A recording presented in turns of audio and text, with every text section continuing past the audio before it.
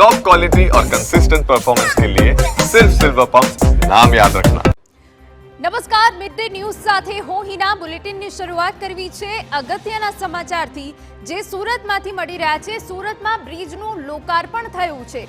સંપૂર્ણ વિગતે જો વાત કરીએ તો સુરતમાં બ્રિજના લોકાર્પણ કાર્યક્રમમાં CR પાટીલ હાજર રહ્યા હતા. આપને વિગતો આપી દઈએ કે જ્યાં આ બ્રિજનું લોકાર્પણ કરવામાં આવ્યું અને જે લોકોની સુવિધામાં હવે વધારો કરશે. કોંગ્રેસ પર CR પાટીલના અહીંયા પ્રહાર પણ સામે આવ્યા છે. આપને જણાવી દઈએ કે જ્યાં રાહુલ ગાંધી પર આડકતરા પ્રહાર કર્યા.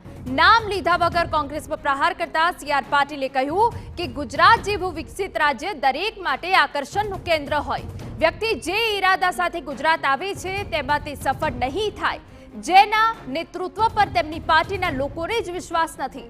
ગુજરાતનું પારખું જનતા નબળું નેતૃત્વ ક્યારેય નહીં સ્વીકારે. વડાપ્રધાન મોદીના નેતૃત્વમાં ગુજરાત સફળ છે અને રહેશે. ગુજરાતના લોકો આવા લોકોને સત્તા નહીં સોંપે. 2 દિવસીય ગુજરાત મુલાકાતથી તેઓ સફળ નહીં થાય.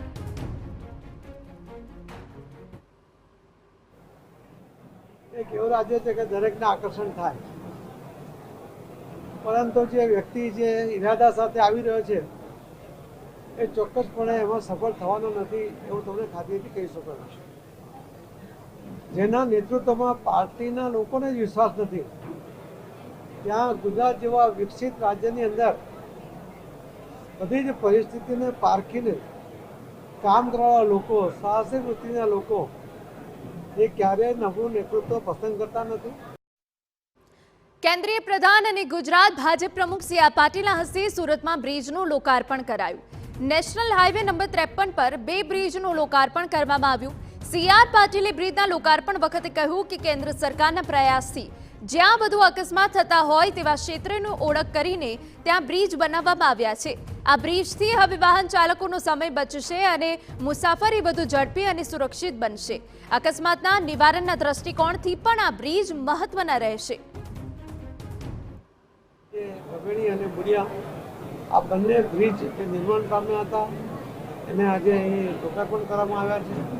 આના કારણે લોકોની સુવિધા વધશે, લોકોની સ્પીડ પણ વધશે અને અકસ્માત જે વારંવાર થતા હતા એમાં નહિવત અકસ્માત થવાની શક્યતા હશે. કદાચ કોઈ માનવ ભૂલને કારણે થઈ શકે, પરંતુ હવે એને જેના કારણે જે અકસ્માત થતા હતા એ ન થાય એવું હું ચોક્કસપણે માનું છું.